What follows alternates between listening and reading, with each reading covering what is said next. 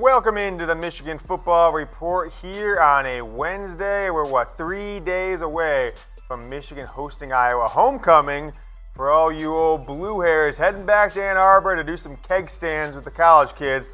Welcome to Michigan Stadium. Michigan, number 19 in the country, taking on the number 14 Hawkeyes. A surprising number 14. I didn't think they'd be ranked number 14 when they played Michigan. Certainly didn't expect them to be ranked higher than Michigan, but they've won their 4 games, and Michigan has a loss on the road at Wisconsin. So give me a go blue if you think the Wolverines are going to get this thing back on track, a top 15 win at home. Certainly Jim Harbaugh has had all of his success against top 20 teams at home with 0 wins on the road against top 20 teams. Only win against a ranked team was last year, number 24, Michigan State. So give me a go blue in comments. Let's fill it up. We're noticing we've got about 20% of our audience is Ohio State fans, so make sure we represent. Let's take a look at the Michigan football rumors for you on Wednesday. Coming up later in the show, you're going to want to watch this one through the end.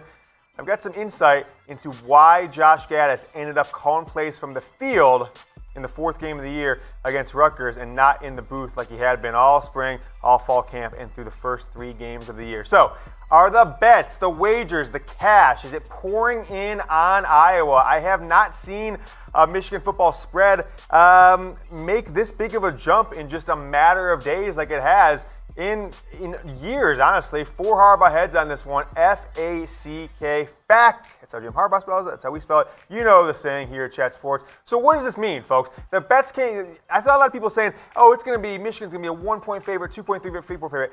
I tweeted out there, I think it's on the record somewhere, I said it's either going to be 3 or a 7 or 6.5, whatever. And I thought that, everyone was saying 3, 3.5 it'll be. I felt like 7 just because Michigan's at home and they've got a bigger national brand, and the sports books take that into account. They're not always saying how much better a team is. It's all about trying to even out the bets or make sure that the numbers are in the favor of the sports books. Now, in the 48 hours since those lines came out late Sunday, the line has shifted drastically, went down to as low as 3, and sits here Wednesday afternoon as we're filming this with Michigan as a 3.5-point favorite. So what does that mean? Why is it moving? Well, the sportsbooks don't want to be heavy on one side of the book. So what they're trying to do now is lower the odds to get more bets on Michigan, because 75% of the money, and as you see down below, only 32% of bets. What's the difference, James? That's 107%. Well, money and bets are different. All bets don't have the same dollar amount. So what that also means is that, I guess what it means is 7% more of the money is coming in on Michigan, Brett, per bet. So no, other way around, 7% more. There you go. So all the bets, all the money coming in on Iowa, and as such, it was up to as high as 80%. I heard someone told me they saw it at 85% of the money for a little bit yesterday afternoon before it dropped from 5 to 4, and then down to 3, and now at 3.5. 32% of the bets, 75% of the money on Iowa. So if you want to get some money on the Wolverines, you've got 3.5, 4 points better odds to win that bet than you did when it came out on Sunday. So luckily you waited. And that's what it is. But Michigan certainly isn't good against the spread recently under Jim Harbaugh. Very good in his first season, really good his second season, kind of the first half of 16. But 17 and in 2018 he was okay, was covering those spreads. But this year, really since the Indiana game last year, 1-6 in the last 7 games, Jim Harbaugh teams are against the spread. So you were 0-6, though you basically went a 6-game losing streak not covering the spread from Indiana, Ohio State, Florida, which Michigan was a favorite in all 3 of those. Didn't cover the spread against Middle Tennessee State. Didn't cover against Army, of course. And then as 3.5-point underdogs on the road, got crushed by Wisconsin. Covered that 27-point spread. If you follow me on Twitter, you would have saw on Saturday that I put my money on Michigan. I felt this was one of the sure bets I could have put out there for the Wolverines. So screenshots are a good thing in the world, so I want to make sure you guys don't think I'm BSing you. I think I've got the best record betting college football of anyone in the country, and I was sitting at 68%. Have put money in, including week 0, in 5 of the 6 weekends. Took the week against Wisconsin. I did not put money out. I put my bets out publicly. But those are the numbers, and I am not some sort of college football genius. Some people say I am, but we know the facts. I go to the source on this thing, and that is the Action Network. The Action Network allows me to see the stats we just showed you guys, where the money's going, how much the line shifted, where the trends are, Is Michigan good at covering? Not good at covering? I am feeling good about this Michigan spread now, 3.5 points, because I look back to similar games last year, Wisconsin, Penn State at home, right around the same time of the year that Michigan was in the 3 to 10 point spread range, really covered. I won those games last year. I'm going to win betting on Michigan this week. I'm going to do it because of the Action Network. Get going with them now. They've lowered their price with this promo exclusive for this show. Chatsports.com/deal will drop you on the page to get 40% off the $10 a month monthly service down to $5.99 a month. We just renewed our subscription. Encourage you guys to live odds, see where the sports books, or see where the big time bettors, see where the public's putting their money with the Action Network app. Next up, on our Michigan football rumors, should we expect starter minutes for Daxton Hill going forward? Some people were saying, where's he been? Why didn't he get more time against Middle Tennessee State when kind of game not in question for most of it? Why didn't he get any snaps for Army when Michigan may have been struggling to get a win? Why not against Wisconsin? But we finally saw him. He introduced himself to the world early on in the game. 3 Harbaugh heads on this one.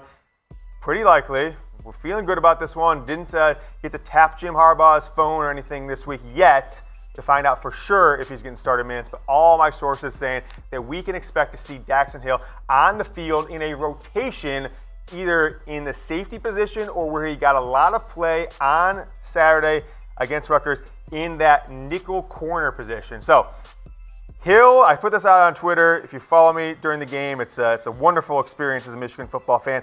Dax Hill, Josh Uche, and Cam McGrone. Those are your 3 best players on defense right now. I understand that Josh Metellus and Kalik Hudson are bigger names, but Dax Hill came in, showed Michigan football fans why he was a 5-star and why those 5 stars are few and far between, especially for Michigan to get. And when they do, they usually on defense live up to expectations. 29 snaps, a little over 50% of the snaps. I think it was 57 snaps on defense the Wolverines had. And he was right up there with some of the other players in the defensive backfield to lead the team in snaps. I'll show you right here on screen. So he didn't take away snaps from Brad Hawkins and Josh Metellus at the safety position, but with the cornerback position still being thin, guys being nicked up here and there, that is where he came in and got the snaps. You see Ambry Thomas with 37, Vincent Gray, and Lavert Hill at the cornerback position. So Dax Hill with 29 snaps just behind those guys. So what it looks like to me is what I expect going forward with Dax Hill getting starter minutes is that those 6 players are your defensive backfield going forward. And for a lot of the teams Michigan's going to face in its schedule, it's not really going to matter which positions, maybe outside of Brad Hawkins, that they're playing. Lavert Hill can cover guys in the slot. Dax Hill can play corner, can play nickel, can play safety. So I think you're going to see a lot of interesting formations. You might see 4 corners on the field with 1 safety. You might see 3 safeties with Dax Hill, playing more of a slot cornerback. So interesting to see what comes of Dak, but have been told expect him to play starter minutes this week against Iowa. Really has impressed the coaching staff and basically everybody who watched the game on Saturday. Where has this guy been? This is probably the only player on the roster I've seen that you feel comfortable putting up against Ohio State receivers downfield across the middle in one-on-one coverage and not getting absolutely smoked like they did in 2018 when Ohio State dropped 62 points on the Wolverines. All right, guys, who's going to be in Ann Arbor on Saturday? Your boy, James Yoder, back in Ann Arbor. Last time I went for the Army game, it was pandemonium, getting stopped in restaurants left and right. Thanks to you guys supporting the show and recognizing me as the face of Michigan football media. Just teasing here, guys. Settle down, settle down. But I don't know if we have any real plans at this point. I'm meeting up going with my dad, flying in Friday night late, and then our plan is to wake up 8:30. Get out there by about 8:30, 9 o'clock. So if you want to buy me a beer, if I'm going to stop by your tailgate, as of now, I'm open to do it. So hit me on, what do we say, Instagram, right? DM on Instagram, less DM flow there than Twitter or other places. So if you want to, Michigan Football Report, you gotta, if you're not following yet, you've got to hit the request button. I'll approve you. Yoder, I'm going to be at the game. We're going to be tailgating here. Gladly stop by. My dad's pretty cheap, by the way, and he usually wants to park as far away as possible and make us walk. So I've got a lot of time to kill walking around the back roads of Ann Arbor, making it to the stadium. All right, BetDSI is our presenting sponsor today. Promo code GOBLUE to put money on the Wolverines. It's kind of like having a diamond and platinum encrusted no turnover chain. BetDSI and the Action Network. You're putting your cash in BetDSI, you're getting the promo code GoBlue for 120% deposit bonus. Quick math, put down 100, you get an extra 120 for free sitting in your account. You're sitting there with 220. And use the Action Network to have a big-time advantage. You'll be making cash. You'll cash out at the end of the year, a couple thousand. Buy your gal or girl a nice Christmas present. Thank me later, but do it with BetDSI. Use that promo code GoBlue at chatsports.com/bet. And, of course, use the Action Network to make money. Predict the score, guys. If you're betting on the game, you're not betting on the game, predict the score. Let's see who is the seer of seers, the Nostradamus of Michigan football, because 4 games in now, had thousands and thousands of people submit their picks. How many have we got right? Stats and Research Department, how many have we got right? 0. 0 right so far. So I will Venmo you $25 to the first person below here on YouTube or on the Michigan Wolverines by Chat Sports Facebook Live channel. Just comment below. Let me know what the score is, and first one to do it, I will send you $25 in Venmo if you get the correct right. Make sure you pick the team that wins the game. Don't say 17-7, Iowa wins or something like that. You're trying to take credit for it because you didn't say the team. You got to say the team who is going to win. All right, we've been teasing this since early in the show. Told you we wanted to stick around till the end of the show. I had an interesting conversation over text message over the last day or so that I'm going to look into further. So we might talk about it more on Thursday. We'll have a new episode. On Friday, we'll have a nice episode. And if you get a few beers in me Saturday morning, on your tab, of course, I may open up the vault of Michigan football information that lives inside this head that drives the record ratings on this show. Gattis in the field, was it Harbaugh's idea?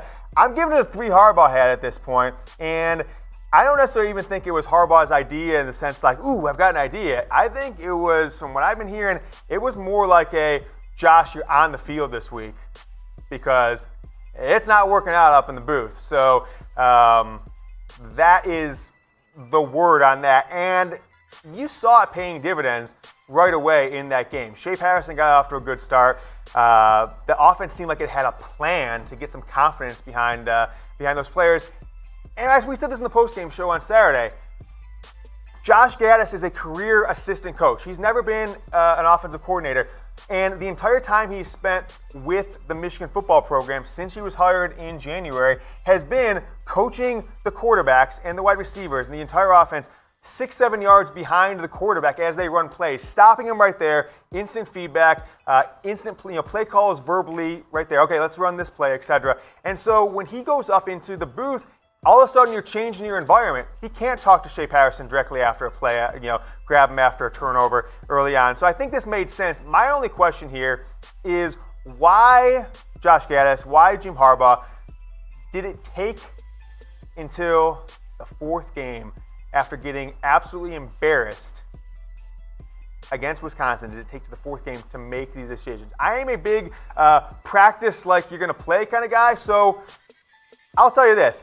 If Michigan didn't have a practice where Gattis was up in the booth during fall camp, calling plays in spring camp, then they didn't prepare like game day. They didn't prepare to win for this team. And you see the results here on screen.